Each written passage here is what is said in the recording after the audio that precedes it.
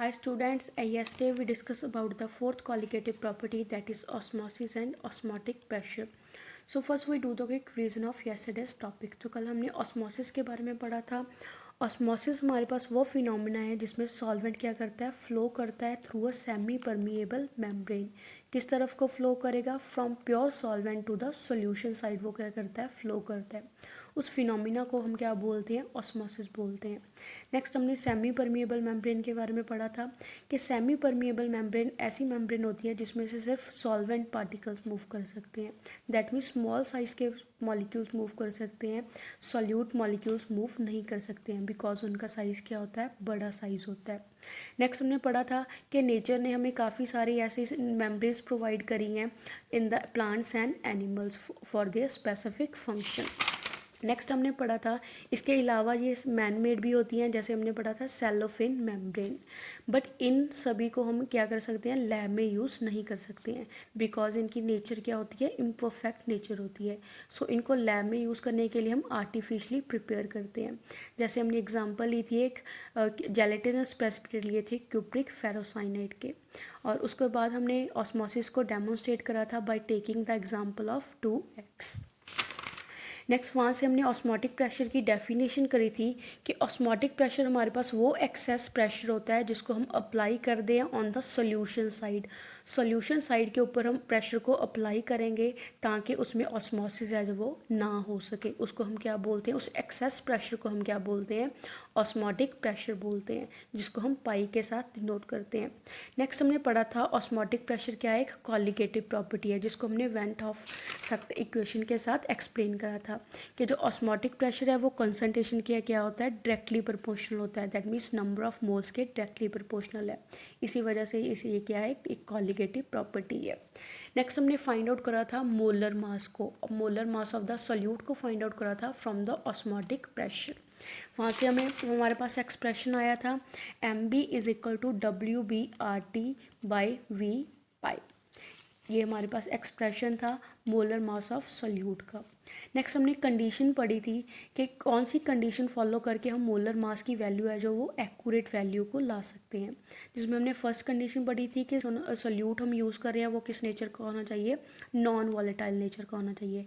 Second हमने condition पढ़ी थी कि वो सॉल्यूशन डाइल्यूट होना चाहिए. और लास्ट कंडीशन हमने पढ़ी थी वो सॉल्यूट है वो ना ही सॉल्यूशन में जाके डिसोसिएट होना चाहिए ना ही एसोसिएट होना चाहिए. Now we come to our today's topic, abnormal molar masses of electrolytic solutions. Abnormal molar masses को आज हम डिटेल में स्टडी करेंगे कि एबनॉर्मल मोलर मास क्या होता है. जैसे हमने पीछे कॉलिगेटिव प्रॉपर्टीज़ में पढ़ा कि मोलर मास को, सॉल्यूट के मोलर मास को हम कैलकुलेट करते हैं with the help of colligative properties. But कुछ केसेस में ऐसे होता है कि जो मोलर मास हमने फाइंड आउट करा है उनकी वैल्यू है वो हमारे पास एक्यूरेट वैल्यू नहीं आती. जैसे उसकी एग्जैक्ट थ्योरेटिकल वैल्यू होती है या जो एक्सपेक्टेड वैल्यू होती है उसके साथ वो वैल्यू क्या करती है, मैच नहीं करती है. तो एक्यूरेट वैल्यू को लाने के लिए हमें दो कंडीशंस है जो मेन फॉलो करनी पड़ेगी. सबसे पहली मेन कंडीशन क्या है, जो सॉल्यूशन है वो हमारे पास किस नेचर का होना चाहिए, डाइल्यूट होना चाहिए. दैट मीन्स उसमें सॉल्यूट की अमाउंट है वो ज़्यादा नहीं होनी चाहिए, सॉल्यूशन की कंसनट्रेशन ज़्यादा नहीं होनी चाहिए. बिकॉज अगर हमारे पास सॉल्यूशन की कंसनट्रेशन ज़्यादा हुई दैट मीन्स क्या हो गया कि उसमें सॉल्यूट की अमाउंट ज़्यादा है. तो सॉल्यूट पार्टिकल्स क्या करते हैं, आपस में इंटरेक्शन शो करना स्टार्ट कर देते हैं, एज वेल एज वो सॉल्वेंट के साथ भी क्या करना स्टार्ट कर देंगे, इंटरेक्शन करना स्टार्ट कर देंगे, जिसकी वजह से उसका वेपर प्रेशर अफेक्ट होगा और उसकी कॉलिगेटिव प्रॉपर्टी भी क्या करती है, अफेक्ट करती है. तो उसकी नेचर, तो इसके साथ क्या होगा, अगर हमारे साथ वो मॉलिक्यूल्स आपस में इंटरेक्शन शो करने लगते हैं तो colligative property number of solute particle के साथ साथ उसकी नेचर के ऊपर भी क्या करना स्टार्ट कर देती है, डिपेंड करना स्टार्ट कर देती है. एंड जो सोल्यूशन है वो क्या बन जाता है, नॉन आइडियल सोल्यूशन बन जाता है अगर वो उसकी नेचर के ऊपर भी क्या करना स्टार्ट कर देगी, डिपेंड करना स्टार्ट कर देगी. सो बट जो हमने इक्वेशंस ड्राइव करी हैं कॉलिगेटिव प्रॉपर्टीज़ के लिए वो किस सॉल्यूशन के बेसिस पे है, आइडियल सॉल्यूशन के बेसिस पे है. तो इस वजह से क्या होगा, जो हमारे पास रिजल्ट आएगा मोलर मास का वो एक्यूरेट रिजल्ट नहीं आएगा. नेक्स्ट जो नेसेसरी कंडीशन है वो क्या है कि जो सॉल्यूट है सॉल्यूशन में जाके ना ही तो एसोसिएट होना चाहिए ना ही वो डिसोसिएट होना चाहिए. एसोसिएट मतलब किसी के साथ ना ही जुड़ना चाहिए ना ही वो डिसोसिएट मीन्स आइंस में टूटना चाहिए. बिकॉज अगर हमारे जो हमने इक्वेशंस ड्राइव करी हैं, कॉलिगेटिव प्रॉपर्टी की इक्वेशन ड्राइव करी हैं, वो नॉन इलेक्ट्रोलिटिक सॉल्यूशन के लिए करी है। मींस ना ही वो एसोसिएशन शो करते हैं, ना ही वो सॉल्यूशन के अंदर जाके डिसोसिएशन शो करते हैं। कहता अगर ऐसा होगा, अगर हमारे पास सॉल्यूट जाके सॉल्यूशन में एसोसिएशन या डिसोसिएशन शो करता है, उसकी वजह से क्या होगा, मोलर मास में एबनॉर्मलिटी आना क्या हो जाएगी, स्टार्ट होगी। बिकॉज कहता है अगर सॉल्यूट पार्टिकल सॉल्यूशन के अंदर जाके एसोसिएट या डिसोसिएट हो जाएंगे तो उनके नंबर ऑफ मॉलिक्यूल्स भी क्या हो जाते हैं, चेंज हो जाते हैं। अगर नंबर ऑफ मॉलिक्यूल्स चेंज होंगे तो दैट मीन्स कॉलिगेटिव प्रॉपर्टी भी क्या हो जाएगी, चेंज हो जाएगी।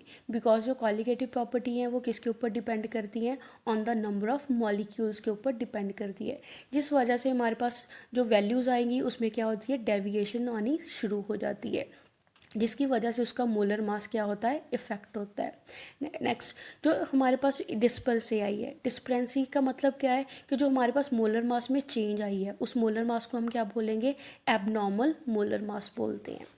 Next topic is association of solute molecules. कि सॉल्यूट मॉलिक्यूल्स एसोसिएशन कैसे शो करते हैं, कैसे इन सर्टेन के सॉल्वेंट्स में क्या होता है, जनरली जो नॉन पोलर सॉल्वेंट्स होते हैं उसमें जो सॉल्यूट मॉलिक्यूल्स होते हैं वो एसोसिएशन करने शुरू कर देते हैं। एसोसिएशन का क्या मतलब है, दो या दो से ज़्यादा मॉलिक्यूल्स आपस में कंबाइन होकर एक बड़ा मॉलिक्यूल बना देते हैं।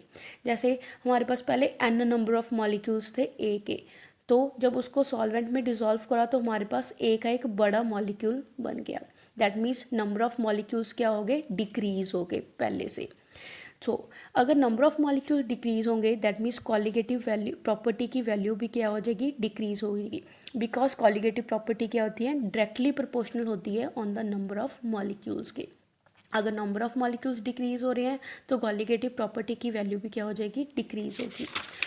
अगर कॉलिगेटिव प्रॉपर्टी की वैल्यू डिक्रीज होगी तो मोलर मास क्या होगा, इंक्रीज होगा। बिकॉज जो कॉलिगेटिव प्रॉपर्टी होती है वो मोलर मास के इन्वर्सली प्रोपोर्शनल होती है। इन्वर्सली प्रोपोर्शनल होने के कारण अगर कॉलिगेटिव प्रॉपर्टी की वैल्यू डिक्रीज होती है दैट मीन्स मोलर मास की वैल्यू क्या होगी, इंक्रीज होगी। तो ऐसे केसेस में हमारे पास मोलर मास की वैल्यू क्या आती है, थ्योरेटिकल वैल्यू से ज़्यादा वैल्यू आती है। जैसे हम एग्जाम्पल लेके एक्सप्लेन करेंगे कि अगर हमने बेंजीन के सॉल्वेंट में एथेनोइक एसिड या बेंजोइक एसिड को ऐड करा तो उस केसेस में क्या होता है, एथेनोइक एसिड या बेंजोइक एसिड के स्टेट में एग्जिस्ट करते हैं, डाइमर की स्टेट में एग्जिस्ट करते हैं। डाइमर मतलब दो मॉलिक्यूल्स आपस में जुड़ जाते हैं। जैसे एथेनोइक एसिड का केस ले लिया है, एक एथेनोइक एसिड का मॉलिक्यूल दूसरे एथेनोइक के साथ क्या हो जाता है, हाइड्रोजन बॉन्डिंग के साथ कंबाइन हो जाता है। एक का ऑक्सीजन दूसरे के हाइड्रोक्सी का हाइड्रोजन आपस में क्या बना लेता है, हाइड्रोजन बॉन्ड बना लेता है। ऐसी बेंजोइक एसिड में होता है। बेंजोइक एसिड में भी हमारे पास एक मॉलिक्यूल दूसरे मॉलिक्यूल्स के साथ हाइड्रोजन बॉन्डिंग के साथ क्या हो जाएगा, कंबाइन हो जाएगा, जिस वजह से वो किस स्टेट में एग्जिस्ट करेंगे, डाइमर स्टेट में एग्जिस्ट करते हैं। नेक्स्ट जो मोलर मास है एथेनोइक और बेंजोइक एसिड का, यहाँ से क्या आएगा हमारे पास 120 एंड बेंजोइक एसिड का कितना आता है, 224 आता है। ऑलमोस्ट ये वैल्यूज़ क्या हैं, उनके नॉर्मल वैल्यू से क्या आई है, डबल वैल्यू आई है। जैसे एथेनोइक का मोलर मास जो नॉर्मल वैल्यू 60 होती है तो उसकी कितनी आई है, 120 आई है। और बेंजोइक एसिड के लिए 122 होती है, उसका मोलर मास कितना आया है, 224 आया है। ऑलमोस्ट ये वैल्यूज़ क्या आई हैं, डबल आई हैं। बिकॉज एक मॉलिक्यूल दो मॉलिक्यूल्स आपस में क्या हो गए हैं, कंबाइन हो गए हैं। अगर दो मॉलिक्यूल्स कंबाइन हो गए हैं that means number of solute molecules की अमाउंट क्या होगी है, हाफ होगी है। अगर हमारे पास नंबर ऑफ मॉलिक्यूल्स की अमाउंट हाफ हो जाएगी तो कॉलिगेटिव प्रॉपर्टी की वैल्यू भी क्या हो जाएगी, हाफ हो जाएगी। और कॉलिगेटिव प्रॉपर्टी किसके इन्वर्सली प्रोपोर्शनल है, मोलर मास के। अगर कॉलिगेटिव प्रॉपर्टी की वैल्यू हाफ हो रही है दैट मीन्स मोलर मास की वैल्यू क्या हो जाएगी, डबल अमाउंट हो जाएगी, जिस वजह से इसका मास क्या आया, हमारे पास डबल वैल्यू आई है। नेक्स्ट है because of association of solute. कहता है सॉल्यूट मॉलिक्यूल्स की एसोसिएशन के कारण किसके कारण होती है, बिकॉज उसमें क्या हो जाती है, हाइड्रोजन बॉन्डिंग आ जाती है। सो एसोसिएशन के कारण कहता है जो हमारे पास डिप्रेशन इन फ्रीजिंग पॉइंट की वैल्यू है या फिर एलिवेशन इन बॉइलिंग पॉइंट की वैल्यू है, उसकी वैल्यू क्या हो जाएगी, हाफ हो जाएगी than their normal value. Because जो हमारे पास डिप्रेशन इन फ्रीजिंग पॉइंट है वो मोलैलिटी के क्या होता है, डायरेक्टली प्रोपोर्शनल होता है। मोलैलिटी का मतलब क्या होता है कि कितने नंबर ऑफ मोल्स हमने सॉल्यूट के डिसॉल्व करे हैं 1 kg सॉल्वेंट पे। दैट मीन्स हमारे पास क्या होगी, हमारे पास डिप्रेशन इन फ्रीजिंग पॉइंट क्या हो गया, नंबर ऑफ मॉलिक्यूल्स के डायरेक्टली प्रोपोर्शनल हो गया।